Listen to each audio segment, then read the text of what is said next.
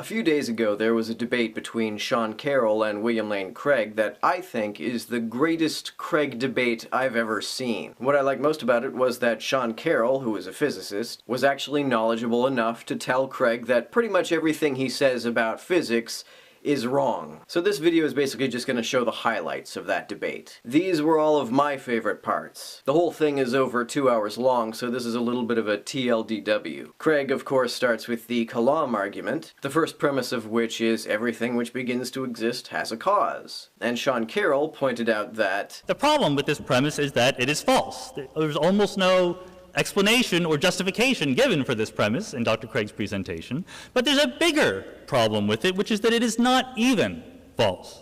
The real problem is that these are not the right vocabulary words to be using when we discuss fundamental physics and cosmology. This kind of Aristotelian analysis of causation was cutting-edge stuff 2,500 years ago.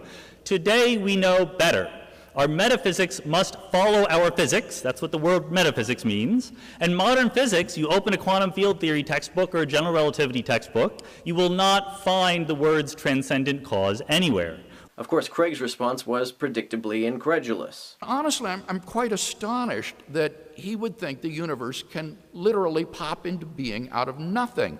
And Carroll responds appropriately. He said he was astonished that I refused to accept the fact that things need causes to happen, to which I can only quote David Lewis, "I do not know how to refute an incredulous stare."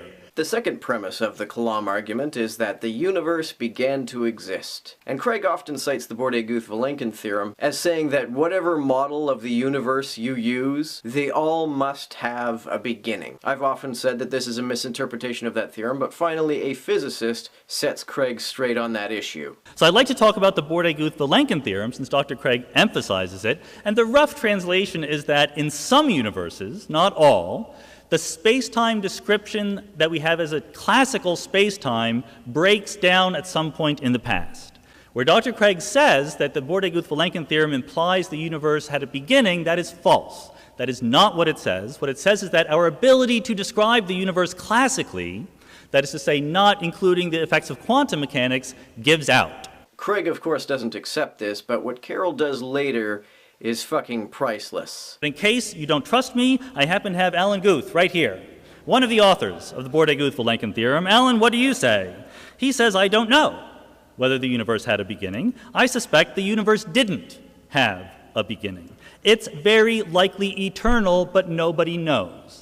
Now, how in the world can the author of the Bordet-Guth-Vilenkin theorem say the universe is probably eternal? For the reasons I've already told you. The theorem is only about classical descriptions of the universe, not about the universe itself. Now this shows what an incredibly nice guy Sean Carroll is, because if I were in his shoes at that moment, I would have been like, tell me how my ass tastes, Craig. And Craig's response is equally priceless. That could be his predisposition or his hope or hunch or something of that sort.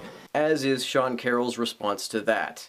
Alan Guth does not believe the universe is eternal because it's a hunch or a personal preference. It's because he's a scientist and he's trying to develop models that fit the data. We have puzzles in cosmology. Given his knowledge of the models, he believes the best way forward, the most promising way forward, are the models in which the universe is eternal.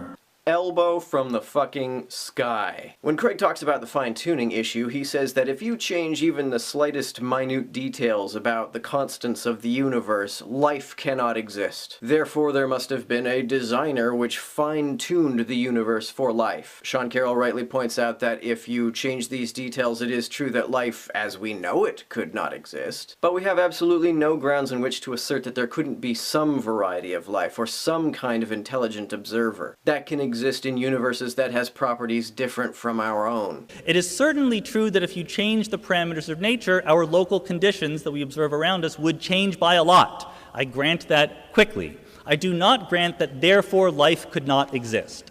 I will start granting that once someone tells me the conditions under which life can exist. What is the definition of life, for example? If it's just information processing, thinking, or something like that, there's a huge panoply of possibilities. They sound very science fiction-y, but then again, you're the one who's changing the parameters of the universe. The results are going to sound like they come from a science fiction novel. Sadly, we just don't know whether life could exist if the conditions of our universe were very different, because we only see the universe that we see.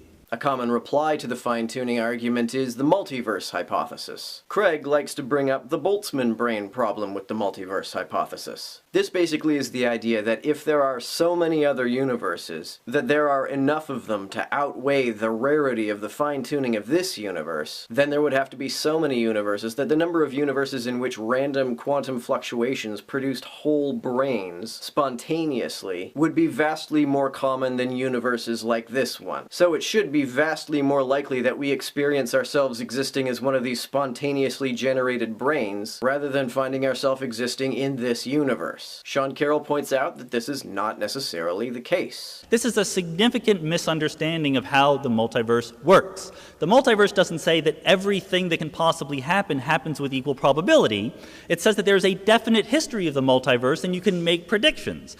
Different multiverse models will have different ratios of ordinary observers to random observers. That's a good thing. That helps us distinguish between viable models of the multiverse and non-viable models. And there are plenty of viable models where the Boltzmann brain or random fluctuations do not dominate. This was probably the biggest ass-kicking that I've ever seen William Lane Craig get, so I'll put a link to the full debate in the description. Check it out. I think this is the definitive William Lane Craig smackdown. I think after this, if he keeps trying to use cosmology or physics to justify theism, it will be nothing but embarrassing.